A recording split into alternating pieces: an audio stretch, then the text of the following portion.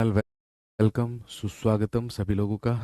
जी, class live हो चुकी है। सुबह 8 बजकर ठीक अब 16 मिनट हुए हैं। तारीख आपको पता है, दिस इज 14 फरवरी 2022। आज 14 फरवरी 2022 है। क्लास पूरी तरीके से लाइव है। आप सारे के सारे लोगों का हार्दिक इस्तकबाल, स्वागत, अभिनंदन। निधि, मयूरी, अमृता और संजय, ये चार लोग हैं जो मुझे कमेंट्स के रूप में, इनके नाम मुझे स्क्रीन पर नजर आए हैं।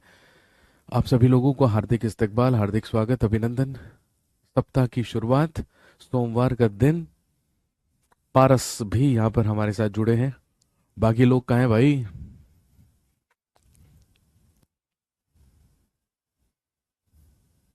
रोहित भी हमारे साथ मौजूद हैं। मुझे जल्दी से बता दीजिए, लास्ट क्लास में हम क्या पढ़ रहे थे, उसी के आगे से हमें कंटिन्यू करना है। जहां तक मुझे याद है, हमें शुरुआत करनी है संविधान के भाग 5, जिसमें हम पढ़ेंगे संघ की कार्यपालिका, एग्जीक्यूटिव ऑफ यूनियन। रोहित और चांदनी भी हमारे साथ जुड़े हैं। आइए जी, आप लोग भी आइए। अंजू, नमस्कार, नमस्ते। मनीष और करण भी यहाँ पर दिखे हैं। चलिए, अच्छा है। इसका मतलब सारे के सारे लोग वैलेंटाइन डे मनाने नहीं गए हैं। कुछ लोग पढ़ाई करने में भी इंटरेस्टेड हैं। अच्छा लगा मुझे देखकर। निवेश, ज्ञान भी यहाँ पर मौजूद हैं।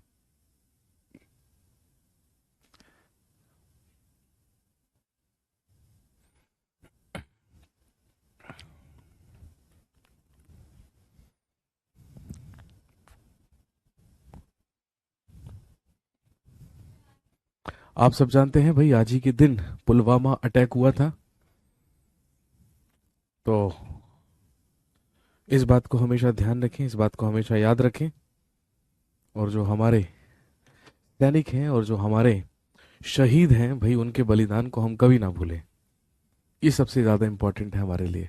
अक्षय, विजय और होरीलाल भी यहाँ पर मौजूद है। चलिए दोस्तों, आई होप जिन जिन लोगों ने जुड़ना होगा, तो वो सारे के सारे लोग यहाँ पर जुड़ गए होंगे। अब हम करते हैं शुरुआत। This is constitution of India. आप जानते हैं, हम पढ़ रहे थे भारत का संविधान।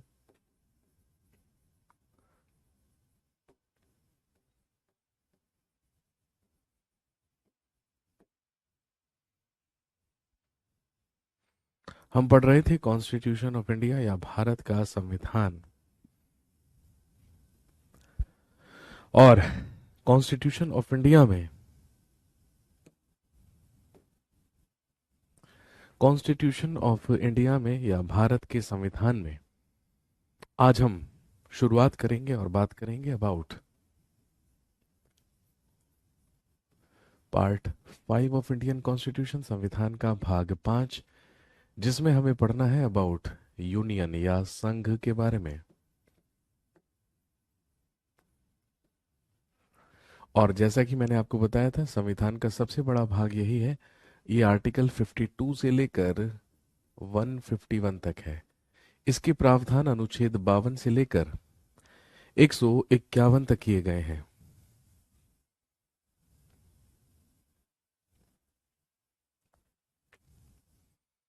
और मैंने आपको बताया था, इसमें हम पढ़ेंगे सबसे पहले एग्जीक्यूटिव ऑफ यूनियन, उसके बाद लेजिस्लेचर आता है, उसके बाद आता है जुडिशरी। तो आप जानते हैं कि आपको पढ़ना है सबसे पहले।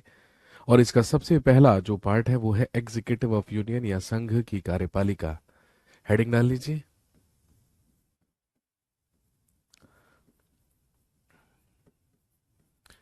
एग्जीक्यूटिव ऑफ यूनियन यानी कि संघ की कार्यपालिका। एग्जीक्यूटिव ऑफ यूनियन या संघ की कार्यपालिका।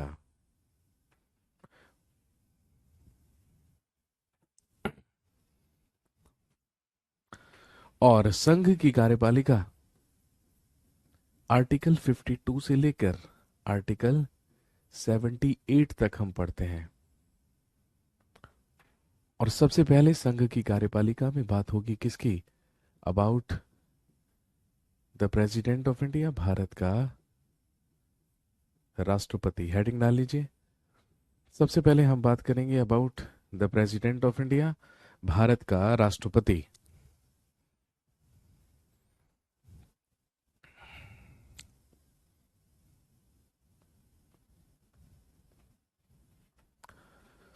The president of India, Bharat का राष्ट्रपति।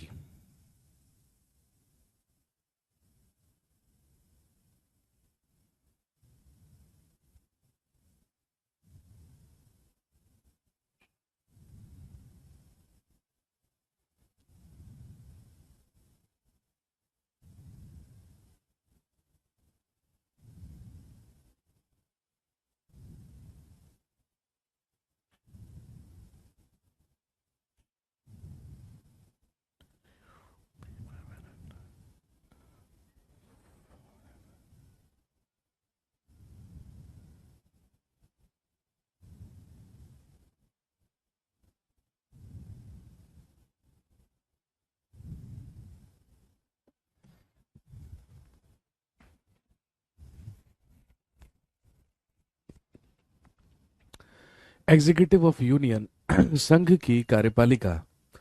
आर्टिकल 52 से लेके आर्टिकल 72 तक, जिसमें 78 तक, जिसमें हम बात करेंगे सबसे पहले प्रेसिडेंट ऑफ इंडिया, भारत का राष्ट्रपति। आर्टिकल 52 से लेके आर्टिकल 62 तक, आर्टिकल 52 से लेके 62 तक हम बात करेंगे प्रेसिडेंट या राष्ट्रपति के बारे में।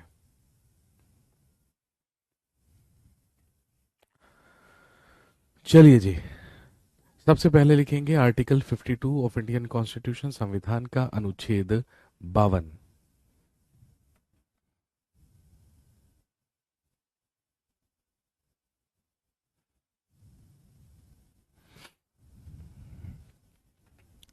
आर्टिकल 52 ऑफ इंडियन कॉन्स्टिट्यूशन, संविधान का अनुच्छेद 52, जो कहता है, लिख लीजिए, there shall be a president of India,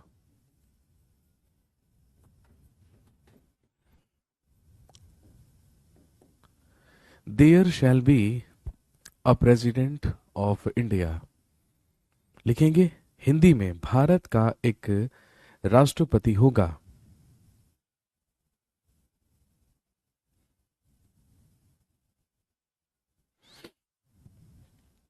there shall be a president of India, Bharat का एक राष्ट्रपति होगा।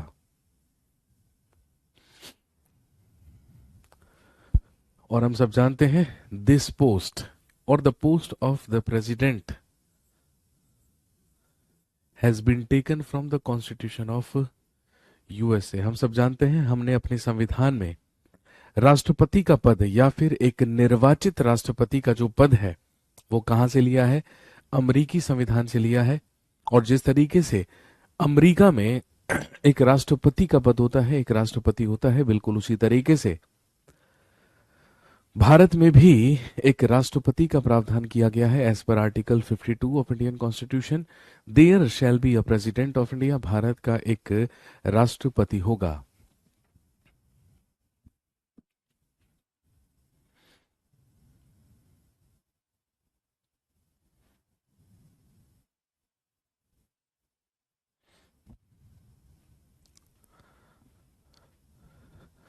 तो अनुच्छेद 52 में भारत के राष्ट्रपति के पद का उल्लेख किया गया है, या राष्ट्रपति का प्रावधान किया गया है। और हम सब जानते हैं, भारत का राष्ट्रपति ही क्या कहलाता है?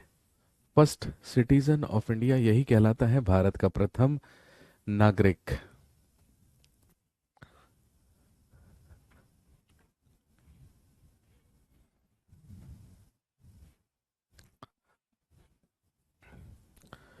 आर्टिकल 53 लिखेंगे, all the power of executive of union vests in the president.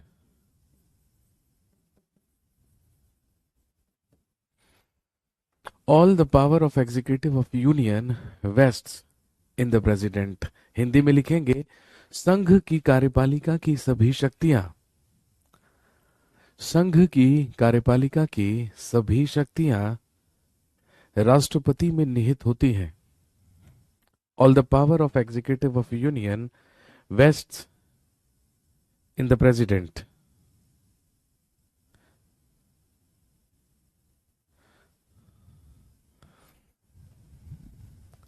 संघ की कार्यपालिका की सभी शक्तियां राष्ट्रपति में निहित होती हैं। कहने का मतलब, de jure head of union, ध्यान रखेंगे द ज्यूर का मतलब क्या होता है। It's a Latin word, basically de jure का मतलब होता है बाय लॉ या विधि के तहत।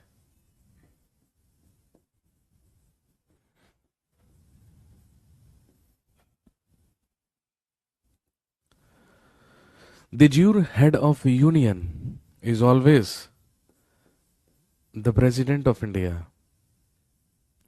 संघ का अध्यक्ष, संघ की कार्यपालिका का अध्यक्ष हमेशा भारत का राष्ट्रपति होता है, लेकिन ध्यान रखेंगे but the facto head of union, the facto head of union, the facto का मतलब होता है प्रैक्टिकली या वास्तविक रूप से।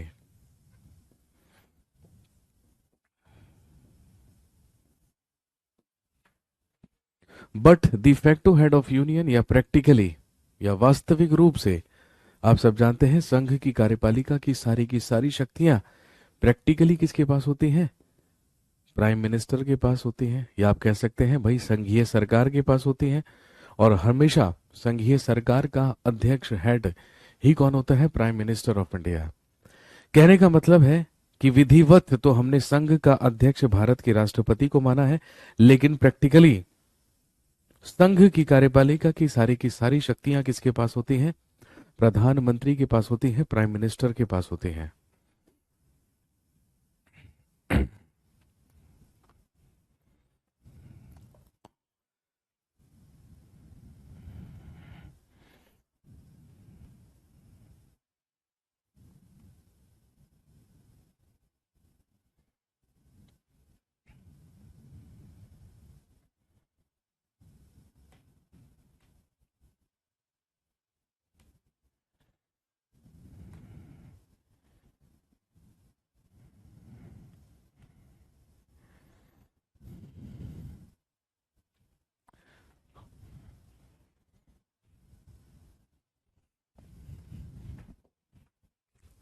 Next,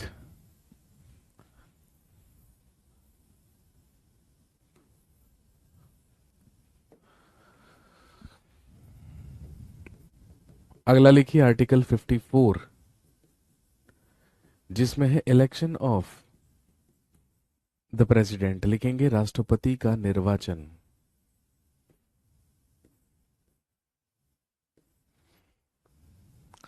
election of the president या राष्ट्रपति का निर्वाचन। हम सब जानते हैं, हमने अमेरिका से, हमने यूएसए से एक इलेक्टेड प्रेसिडेंट या एक निर्वाचित राष्ट्रपति का पद ग्रहण किया था, एक इलेक्टेड प्रेसिडेंट की पोस्ट अडॉप्ट की थी। और हमने ये प्रावधान किया है कि भाई जो भारत का राष्ट्रपति होगा वो कैसा होगा? निर्वाचित होगा, वो इलेक्टेड होगा। लेकिन उसके लिए डायरेक्ट इलेक्शंस नहीं बल्कि इनडायरेक्ट इलेक्शंस का क्या किया गया है? प्रावधान किया गया है। आप सब जानते होंगे राष्ट्रपति के लिए प्रत्यक्ष नहीं बल्कि अप्रत्यक्ष निर्वाचन की प्रणाली को अपनाया गया है। और मैं आपको पहले भी बता चुका हूं, निर्वाचन दो प्रकार के होते हैं, इलेक्शंस दो टाइप के होते हैं, direct and indirect. Direct elections वो इलेक्शंस होते हैं जिसमें डायरेक्टली भारत की जनता के द्वारा पार्टिसिपेट किया जाता है। जैसे अभी उत्तर प्रदेश में विधानसभा के चुनाव चल रहे हैं, दीज आर डायरेक्ट इलेक्शंस। 10 तारीख को पहले चरण के मतदान हो चुके हैं। 10 तारीख को पश्चिमी उत्तर प्रदेश के 11 जिलों में वोट पड़ चुकी है। और सभी लोग, कौन सभी लोग? वही सभी लोग जिन सब लोगों का निर्वाचक नामावली में नाम दर्ज है, जिनका वोटर्स लिस्ट में नाम दर्ज है, उन सभी लोगों ने वोट डाले हैं उन सभी लोगों ने मतदान किए हैं, क्योंकि आप जानते हैं हमारा एक संवैधानिक अधिकार है, हमें वयस्क मताधिकार दिया गया है, हमें एडल्ट वोट राइट दिया गया है। भारत का प्रत्येक नागरिक जब 18 वर्ष की आयु ग्रहण कर लेता है तो वो मतदान करने के लिए क्या हो जाता है, एलिजिबल हो जाता है। तो प्रथम चरण के मतदान हो चुके हैं, दूसरे चरण के मतदान आज हैं, ये आप अच्छी तरीके से जानते हैं। तो राष्ट्रपति के लिए इनडायरेक्ट इलेक्शंस अप्रत्यक्ष निर्वाचन प्रणाली को अपनाया गया है, और राष्ट्रपति के मतदान में पार्टिसिपेट करने वाले जो लोग होते हैं उनका एक क्या होता है, इलेक्टोरल कॉलेज,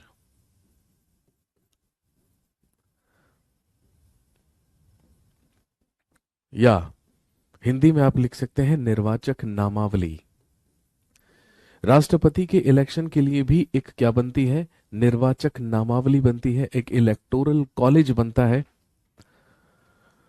डायरेक्टली तो इलेक्शंस नहीं होते हैं, डायरेक्टली भारत की जनता तो राष्ट्रपति के इलेक्शन में पार्टिसिपेट नहीं करती है, लेकिन इनडायरेक्टली वो लोग जिन्हें भारत की जनता प्रत्यक्ष रूप से चुनती है वही लोग राष्ट्रपति के निर्वाचन में क्या करते हैं, पार्टिसिपेट करते हैं। और ध्यान रखेंगे कौन कौन होते हैं वो लोग। सबसे पहले लिखेंगे elected members of the parliament, elected members of the parliament, Hindi में लिखेंगे संसद के निर्वाचित सदस्य, elected members of the parliament या संसद के निर्वाचित सदस्य। और दोस्तों ध्यान रखेंगे संसद का मतलब है लोकसभा के इलेक्टेड मेंबर्स यानी कि लोकसभा के निर्वाचित सदस्य plus elected members of Rajya Sabha या राज्यसभा के निर्वाचित सदस्य। भाई यदि हम लोकसभा की बात करें तो आप जानते हैं हमारी लोकसभा में 545 सदस्य हैं, 545 मेंबर हैं, जिसमें से 543 लोग क्या हैं, इलेक्टेड हैं, निर्वाचित हैं। तो कहने का मतलब है लोकसभा से 543 लोग होंगे जो राष्ट्रपति के निर्वाचन में, राष्ट्रपति के इलेक्शन में पार्टिसिपेट करेंगे। और यदि हम राज्यसभा की बात करें तो आप जानते हैं हमारी राज्यसभा में अभी 245 सदस्य हैं, जिसमें से 12 मेंबर्स नॉमिनेटेड हैं, राष्ट्रपति नॉमिनेट करता है उन्हें, उनको मनोनीत करता है। इसका मतलब इलेक्टेड मेंबर्स राज्यसभा में है 233 तो लोकसभा से ये 543 लोग और राज्यसभा से 233 लोग राष्ट्रपति के इलेक्शन में पार्टिसिपेट करेंगे, क्योंकि सिर्फ हमें इलेक्टेड मेंबर्स चाहिए, हमें इलेक्टेड एमपीज चाहिए। एमपी का मतलब आप समझते हैं मेंबर ऑफ पार्लियामेंट, तो लोकसभा का मेंबर भी मेंबर ऑफ पार्लियामेंट है, राज्यसभा का मेंबर भी मेंबर ऑफ पार्लियामेंट है। इसके अलावा इसमें पार्टिसिपेट करेंगे, लिखिए elected members of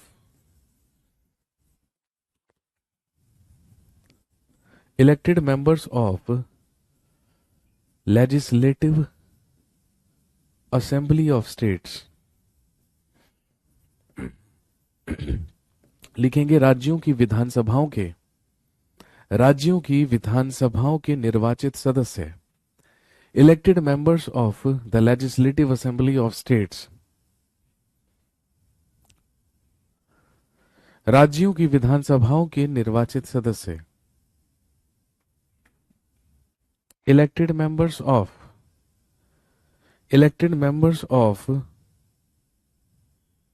the legislative assemblies of states,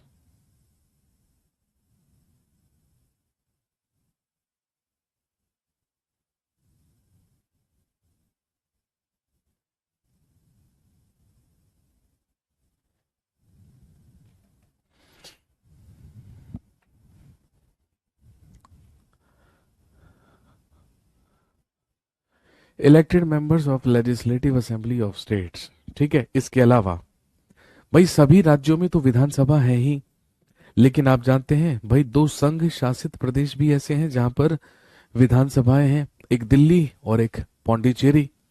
तो पहले दिल्ली और पौंडीचेरी विधानसभा के सदस्य इसमें शामिल नहीं थे भाई, क्योंकि विधानसभा नहीं थी पहले दिल्ली और पौंडीचेरी में, लेकिन इसमें जोड़ दिया गया, इसमें ऐड कर दिया गया।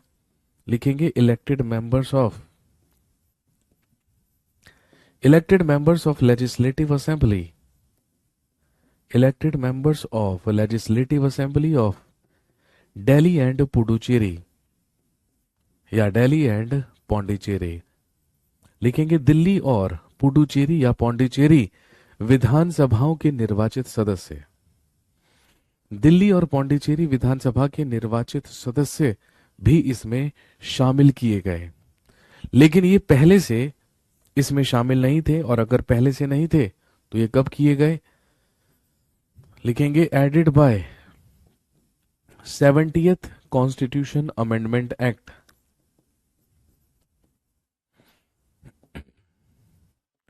1992। लिखेंगे 70वें संविधान संशोधन अधिनियम 1992 के तहत इसे जोड़ा गया। 70th कॉन्स्टिट्यूशन अमेंडमेंट एक्ट 1992, 70वें संविधान संशोधन अधिनियम 1992 के तहत जोड़ा गया दिल्ली और पौंडीचेरी विधानसभा के भी निर्वाचित सदस्यों को।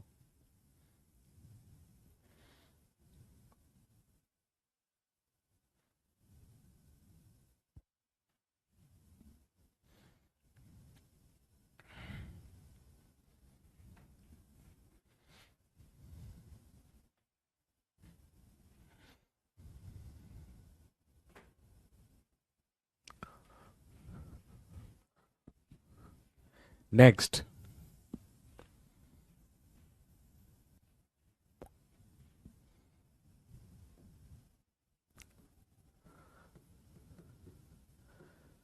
आर्टिकल 55 ऑफ इंडियन कॉन्स्टिट्यूशन, जिसमें है election process of the president.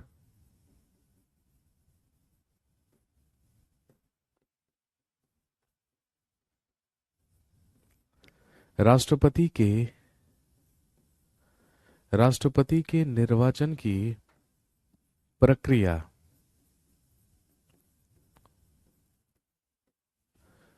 Election process of the president, राष्ट्रपति के निर्वाचन की प्रक्रिया।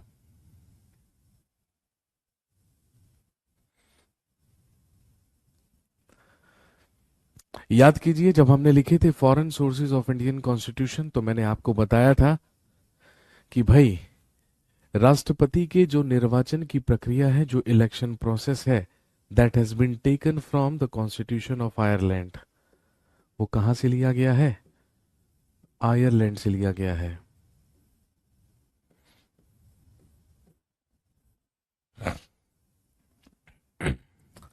हमारे देश में जब डायरेक्ट इलेक्शंस होते हैं, जब प्रत्यक्ष निर्वाचन होते हैं, तो आप जानते हैं उसमें किस प्रोसेस का इस्तेमाल किया जाता है। भाई फॉर एग्जांपल, यदि आप आज वोट डालने के लिए जाते हैं, यदि आप उत्तर प्रदेश से या उन 5 राज्यों में से किसी भी एक राज्य से बिलोंग करते हैं जहां पर विधानसभा के चुनाव हो रहे हैं, जहां पर लेजिस्लेटिव असेंबली इलेक्शंस की प्रक्रिया चल रही है, तो भाई आप जानते हैं सामान्य तौर पर या तो हम मुख्य रूप से विधानसभा के चुनाव में क्या करते हैं, पार्टिसिपेट करते हैं, या लोकसभा के चुनावों में इलेक्शंस में पार्टिसिपेट करते हैं। और जब हम वोट करने के लिए जाते हैं, तो भाई आप जानते हैं कि नॉर्मली हमारे पास क्या होती है? एक ईवीएम, एक मशीन होती है, इलेक्ट्रॉनिक वोटिंग मशीन, और सिंपल सी चीज होती है उसमें। भाई यहां पर कैंडिडेट का नाम लिखा होता है, उसका चुनाव चिन्ह बना होता है, और यहां पर एक बटन होता है जो हमें प्रेस करना होता है। एक तरफ कैंडिडेट और उनके चुनाव चिन्ह, उनकी राजनीतिक दल, पॉलिटिकल पार्टी, और दूसरी तरफ उनके सामने क्या होता है? एक बटन होता है। आपको इनमें से जो भी कैंडिडेट चाहिए, आप उसी के आगे जाकर बटन प्रेस करते हैं। जैसे ही बटन प्रेस करते हैं,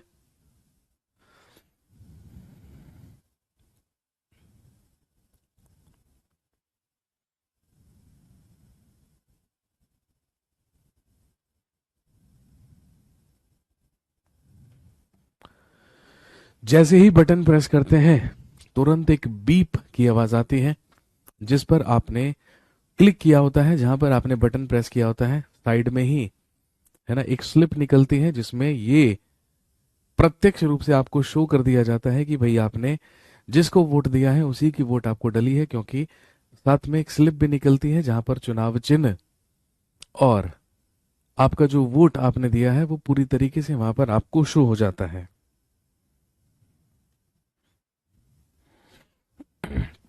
और यदि आपको कोई भी कैंडिडेट पसंद नहीं है तो आप सब जानते हैं none of the above NOTA भी होता है। इस प्रोसेस को क्या कहा जाता है? इस प्रोसेस को कहा जाता है first past the post system. इसको first past the post system कहा जाता है, या आप कह सकते हैं ये कहलाता है पहले खंबा छूने की रीति। अब क्या है पहले खंबा छूने की रीति? First past the post system.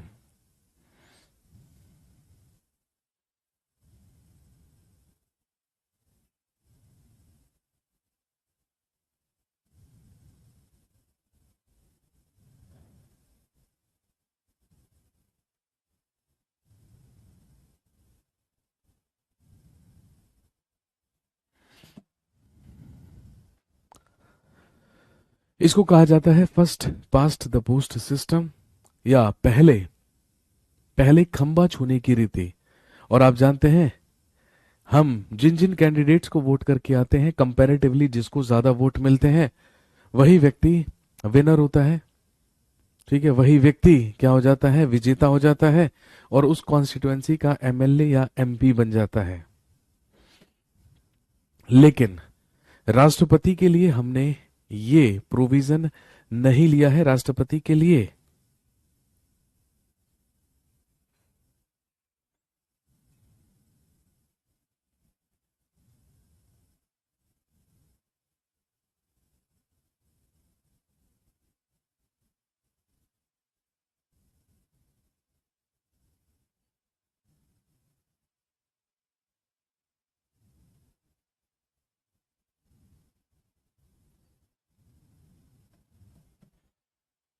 लेकिन राष्ट्रपति के लिए हम इस प्रोसेस को नहीं, राष्ट्रपति के लिए जो प्रोसेस इस्तेमाल होता है उसे क्या कहा जाता है?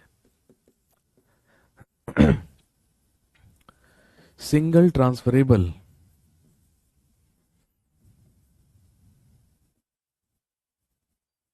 Indirect vote system.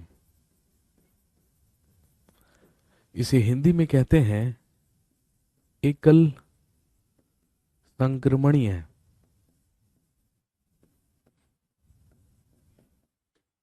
अप्रत्यक्ष मतदान प्रणाली।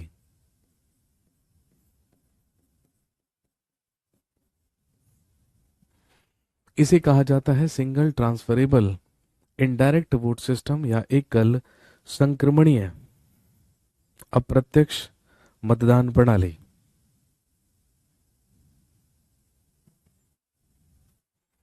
Single transferable indirect vote system, एकल संक्रमणीय अप्रत्यक्ष मतदान प्रणाली, जिसमें किसी एक व्यक्ति को वोट नहीं दी जाती है बल्कि सभी कैंडिडेट्स में अपनी वरीयता दी जाती है। वरीयता का मतलब है अपनी प्रेफरेंस दी जाती है। ये प्रेफरेंस सिस्टम से क्या होते हैं? इलेक्शंस होते हैं।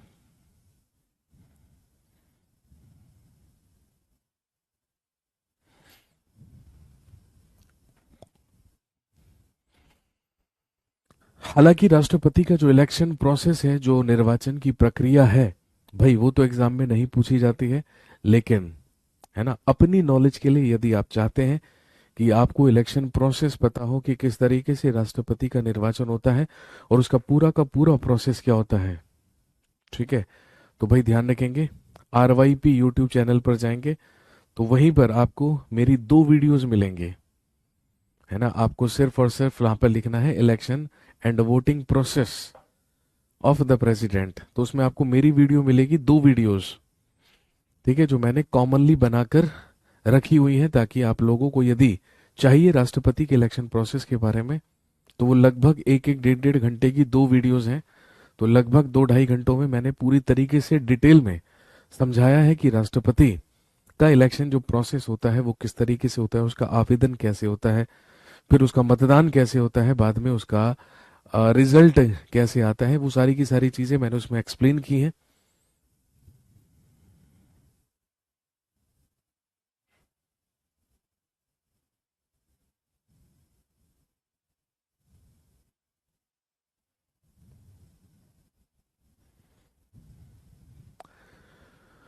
तो उसी के लिए single transferable indirect vote system का इस्तेमाल किया जाता है। ये प्रोसेस आयरलैंड से लिया गया है।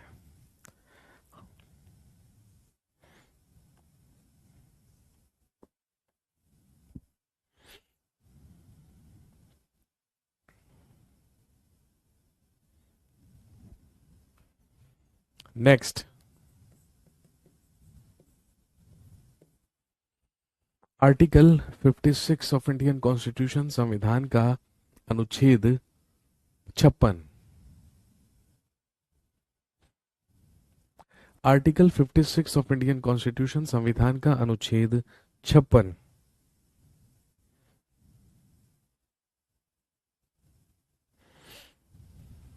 जिसमें है, लिखिए, टर्म ऑफ द प्रेसिडेंट,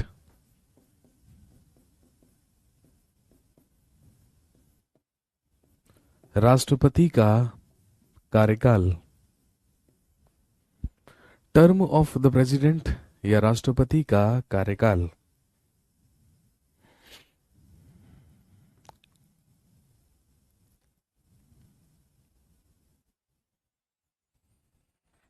और हम सब जानते हैं राष्ट्रपति का कार्यकाल कितना होता है। लिखेंगे 5 इयर्स, 5 वर्ष।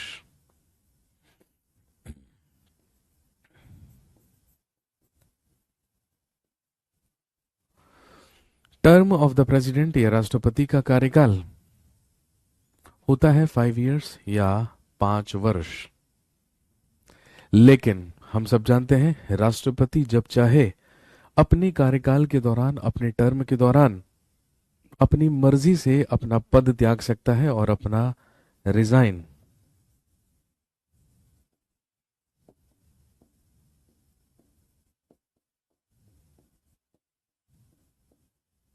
वह अपना त्याग पत्र, वह अपना रेजिग्नेशन, अपना त्याग पत्र कभी भी वाइस प्रेसिडेंट को सौंपकर अपना पद त्याग सकता है।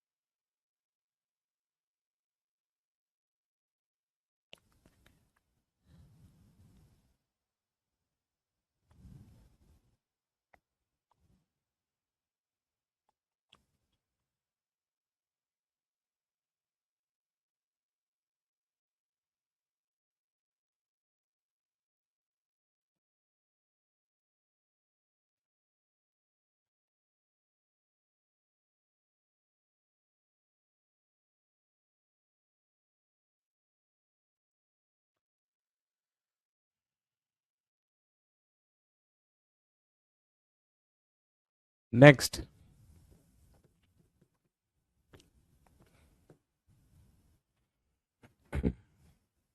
लिखिए आर्टिकल 57 ऑफ इंडियन कॉन्स्टिट्यूशन, संविधान का अनुच्छेद 57।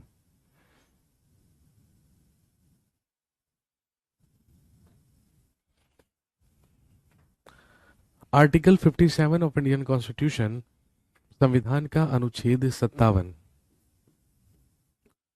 लिखेंगे इसमें है प्रोविजन ऑफ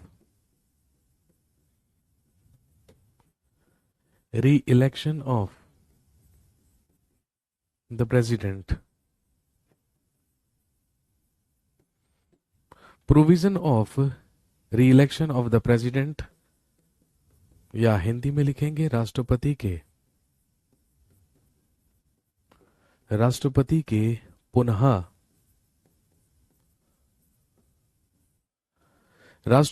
पुनः निर्वाचन का प्रावधान।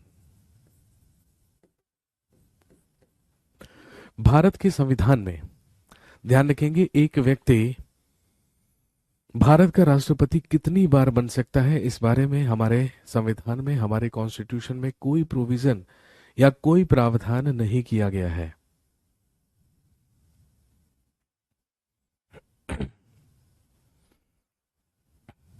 लेकिन एज पर आर्टिकल 57 ये प्रावधान जरूर किया गया है कि यदि एक व्यक्ति चाहे तो वो एक से अधिक बार भी राष्ट्रपति पद के लिए आवेदन कर सकता है और राष्ट्रपति का चुनाव लड़ सकता है। राष्ट्रपति का चुनाव लड़ सकता है तो भाई स्वाभाविक सी बात है कि यदि वो उस निर्वाचन में जीतता है तो वो राष्ट्रपति भी बार बार बन सकता है।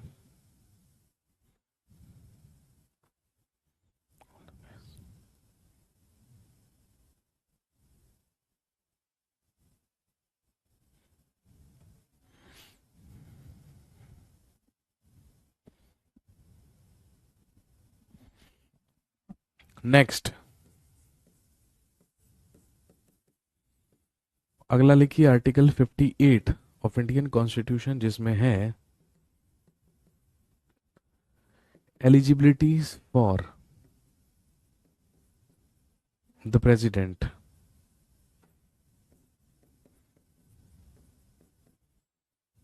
लिखिए राष्ट्रपति पद के लिए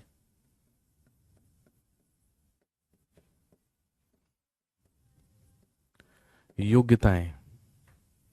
एलिजिबिलिटीज फॉर द प्रेसिडेंट,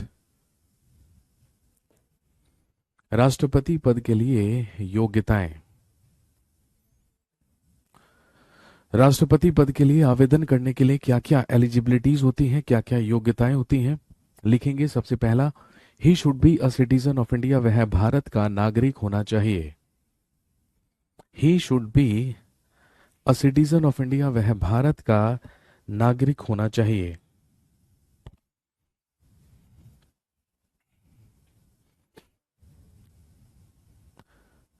लिखेंगे his age should be minimum 35 years, वह न्यूनतम 35 वर्ष या उसकी आयु न्यूनतम 35 वर्ष होनी चाहिए। His age should be minimum 35 years, उसकी आयु न्यूनतम 35 वर्ष होनी चाहिए।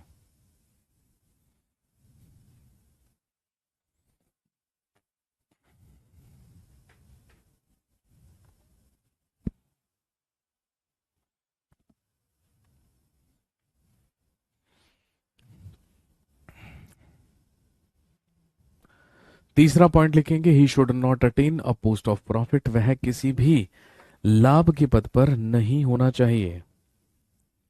वह किसी भी लाभ के पद पर नहीं होना चाहिए। और हम सब जानते हैं भाई, भारत सरकार या राज्य सरकार के अधीन कोई भी सरकारी पद क्या कहलाता है, लाभ का पद कहलाता है, तो वो किसी भी पोस्ट पर नहीं होना चाहिए।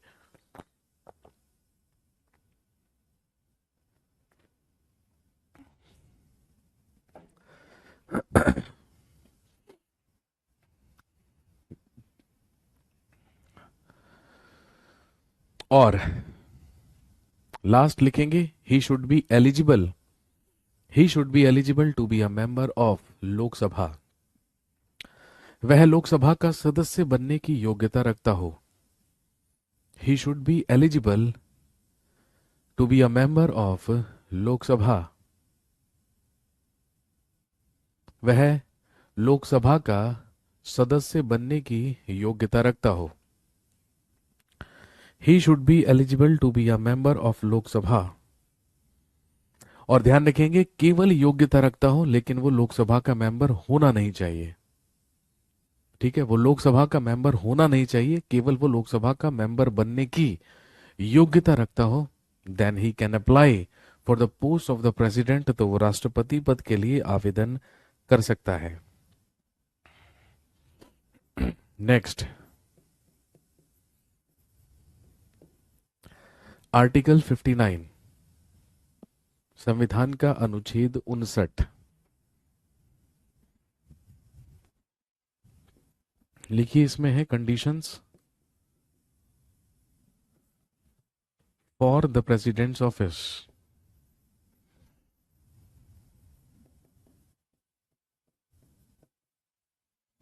Conditions for the president's office या राष्ट्रपति कार्यालय के लिए, राष्ट्रपति कार्यालय के लिए शर्तें। Conditions for the president's office, राष्ट्रपति कार्यालय के लिए शर्तें।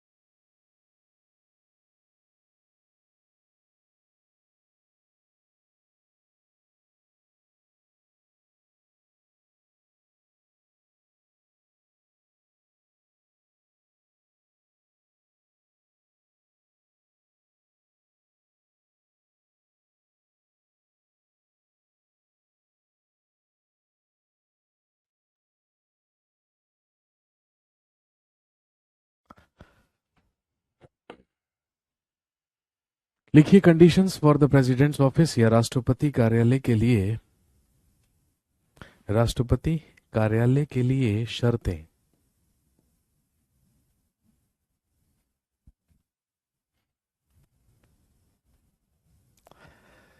सबसे पहला पॉइंट, सबसे पहली कंडीशन लिखेंगे, लिखिए सबसे पहला पॉइंट, सबसे पहली condition, the president's office, the president's office should always be in, the president's office should always be in national capital. The president's office should always be in national capital. The president's office should always be in national capital or near to the Supreme Court. लिखिए राष्ट्रपति कार्यालय सदैव राष्ट्रीय राजधानी, राष्ट्रपति कार्यालय सदैव राष्ट्रीय राजधानी या सर्वोच्च न्यायालय के समीप होना चाहिए। राष्ट्रपति कार्यालय सदैव राष्ट्रीय राजधानी या सर्वोच्च न्यायालय के समीप होना चाहिए, सबसे पहली कंडीशन। दूसरी कंडीशन लिखेंगे, second point, the president of India, the president of India can never be the member of, the president of India can never be the member of either of the houses of the parliament. लिखेंगे भारत का राष्ट्रपति, भारत का राष्ट्रपति संसद के किसी भी सदन का सदस्य नहीं हो सकता। कहने का मतलब भारत का राष्ट्रपति ना तो लोकसभा का मेंबर होना चाहिए, ना ही राज्यसभा का मेंबर होना चाहिए।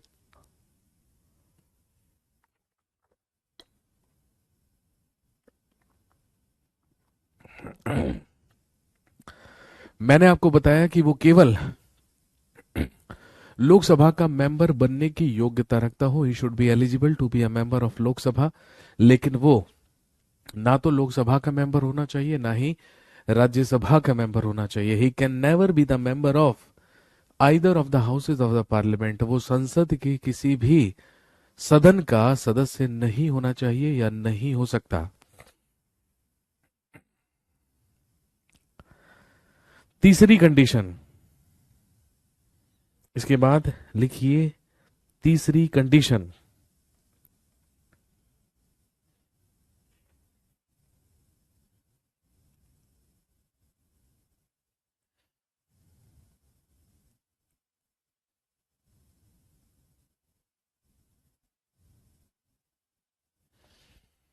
लिखेंगे his salaries and allowances, his salary and allowances can not be reduced during his tenure. His salary and allowances, his salary and allowances cannot be reduced during his tenure। लिखेंगे कार्यकाल के दौरान, कार्यकाल के दौरान इसके वेतन एवं भत्तों में कोई भी कमी नहीं की जा सकती। कार्यकाल के दौरान इसके वेतन एवं भत्तों में कोई कमी नहीं की जा सकती।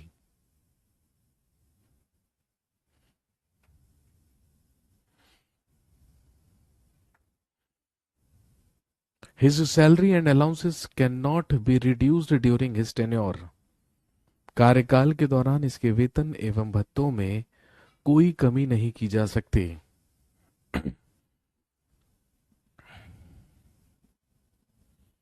नेक्स्ट अगला लिखेंगे, he will be entitled for, he will be entitled for a government residence, he will be entitled for a government residence and travel allowance. लिखेंगे राष्ट्रपति एक सरकारी आवास, राष्ट्रपति एक सरकारी आवास एवं यात्रा भत्ते का भोगी होगा। He will be entitled for a government residence and travel allowance। राष्ट्रपति एक सरकारी आवास एवं यात्रा भत्ते का भोगी होगा। These are some of, these are some of the conditions for the president's office।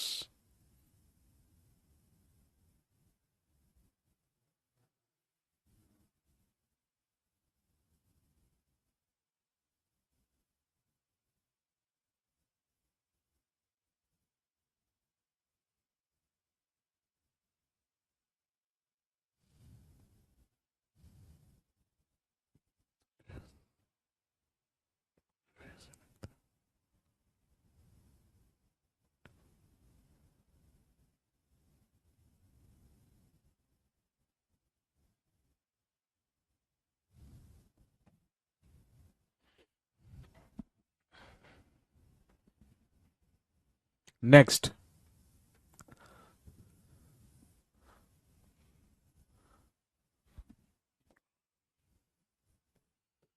लिखिए अगला आर्टिकल 60 ऑफ इंडियन कॉन्स्टिट्यूशन जिसमें है ओथ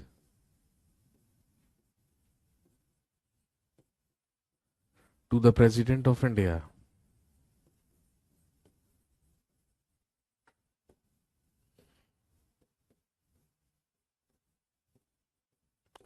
लिखिए भारत के राष्ट्रपति को शपथ।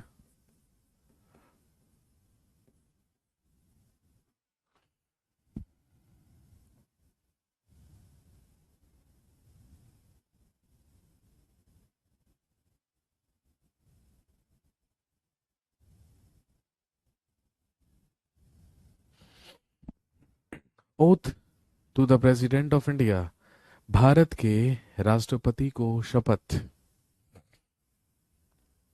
Oath to the president of India.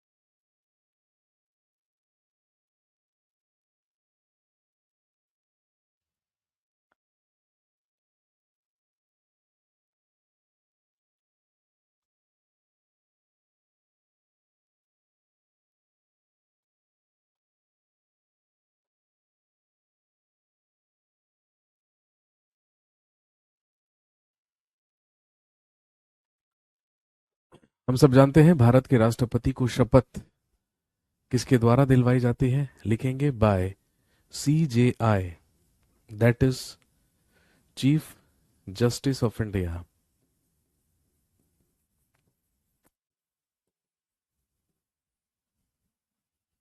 By CJI, chief justice of India, या भारत का मुख्य न्यायाधीश।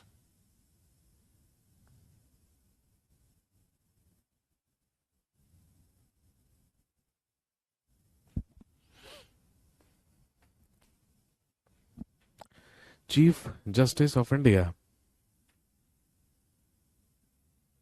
भारत का मुख्य न्यायाधीश। और यदि भारत का मुख्य न्यायाधीश अवेलेबल या मौजूद ना हो तो उसकी गैर मौजूदगी में इन हिज एब्सेंस, ध्यान रखेंगे, द नेक्स्ट सीनियर मोस्ट जज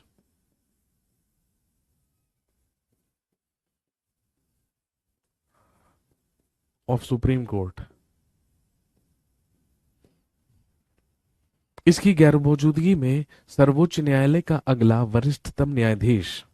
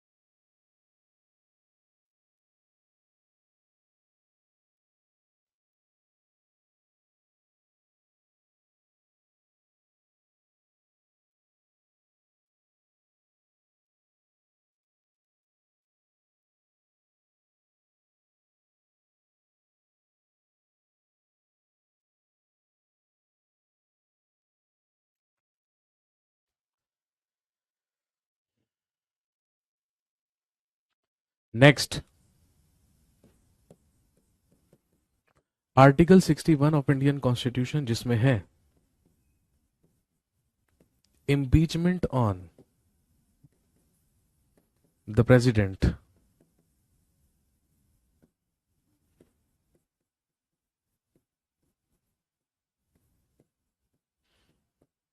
लिखिए, राष्ट्रपति पर महाभियोग, इम्पीचमेंट ऑन द प्रेसिडेंट, राष्ट्रपति पर महाभियोग। आप अच्छी तरीके से जानते हैं, the process of removal of the president of India from his post is known as impeachment. Bharat के राष्ट्रपति को उसके पद से निष्कासित कर देने की प्रक्रिया को ही क्या कहा जाता है? इम्पीचमेंट कहा जाता है, महाभियोग कहा जाता है। आप सब जानते हैं, मैंने आपको पढ़ाया भी है, आर्टिकल 14 में हमने इक्वालिटी बिफोर लॉ की बात की थी, विधि के तहत समानता की बात की थी।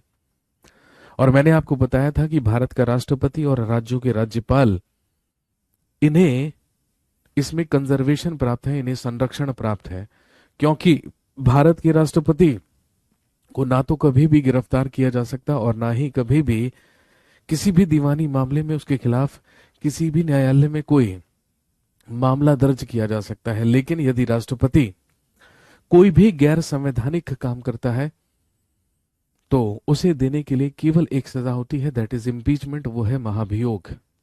अब महाभियोग की प्रक्रिया कैसे शुरू होती है? यदि राष्ट्रपति कोई भी गैर संवैधानिक काम करता है तो ध्यान रखेंगे, सबसे पहले संसद के किसी भी एक सदन से, आइदर फ्रॉम द लोकसभा और फ्रॉम राज्यसभा, संसद के किसी भी एक सदन से जब एक चौथाई सदस्य, जब 1/4 मेंबर्स अपने हस्ताक्षर करके राष्ट्रपति को कसूरवार ठहराते हैं, तो ध्यान रखेंगे राष्ट्रपति के पास 1/4 सदस्यों द्वारा एक नोटिस भेजा जाता है, जो 14 दिन का नोटिस होता है, और राष्ट्रपति से 14 डेज या 14 दिन के भीतर इस्तीफा देने की मांग की जाती है। यदि राष्ट्रपति अपना इस्तीफा दे देते हैं, अपना रेजिग्नेशन दे देते हैं, तो वेल एंड गुड, हमें इम्पीचमेंट प्रोसेस की जरूरत ही नहीं पड़ेगी। लेकिन यदि राष्ट्रपति के द्वारा रेजिग्नेशन नहीं दिया जाता है, राष्ट्रपति के द्वारा इस्तीफा नहीं दिया जाता है, तो 14 दिन के बाद संसद के किसी भी सदन से महाभियोग की प्रक्रिया शुरू की जा सकती है।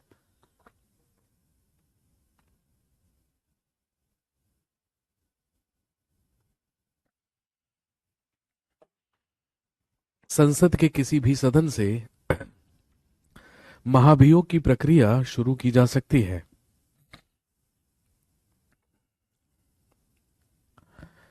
आइदर फ्रॉम द लोकसभा और फ्रॉम राज्यसभा, और जब लोकसभा और राज्यसभा दोनों ही सदनों के 2/3 सदस्य राष्ट्रपति के खिलाफ मत दे देंगे तो राष्ट्रपति को उसके पद से निष्कासित कर दिया जाएगा। और दोस्तों ध्यान रखेंगे, यदि राष्ट्रपति को उसके पद से निष्कासित कर दिया जाता है या राष्ट्रपति का पद किसी भी कारणवश खाली हो जाता है, तो भाई उस केस में क्या होगा? आर्टिकल 62 कहता है, the vacant post of the president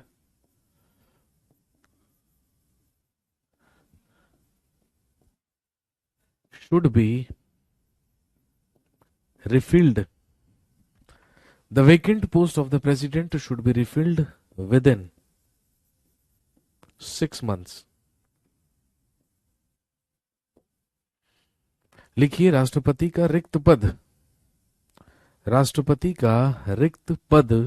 पुनः 6 महीनों के भीतर भर जाना चाहिए। राष्ट्रपति का रिक्त पद पुनः 6 महीनों के भीतर भर जाना चाहिए।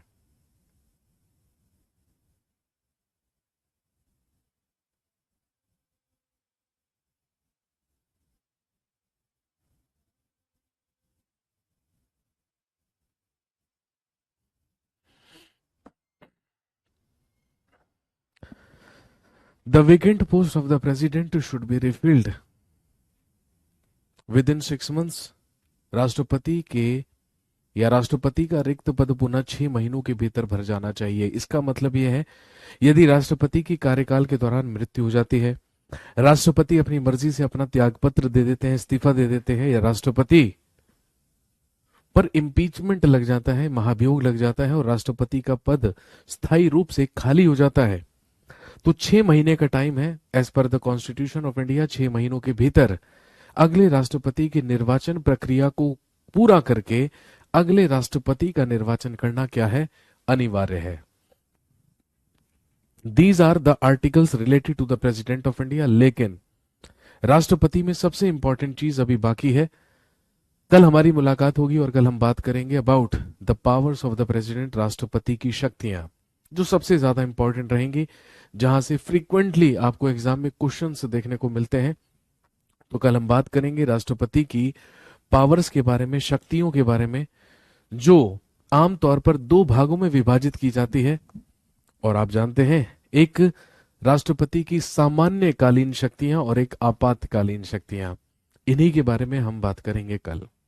चलिए दोस्तों, आज के लिए इतना ही काफी है। थैंक यू सो मच, शुक्रिया, have a nice day, see you tomorrow. कल आपसे मुलाकात होती है, तब तक के लिए धन्यवाद, आपका दिन शुभ रहे।